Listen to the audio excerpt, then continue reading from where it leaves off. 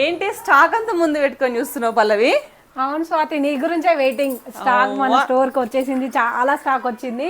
నీ గురించే వెయిట్ చేస్తున్నాం, నీతోటే ఓపెన్ చేయించి మన కస్టమర్స్ కి ఇంట్రడ్యూస్ చేద్దామని. మీరు ఇచ్చిన చీరనే. ఈ చీర గురించి ఎన్ని క్వైరీస్ వచ్చినాయో తెలుసా? సేమ్ ఇప్పుడు కూడా మంచి మంచి పట్టు చీరలు తీసుకొచ్చిందా? ఓ చాలా, అసలు ఇప్పుడు ఎక్స్పెక్ట్ చెయ్యరు. అవునా? బాగున్నాయి.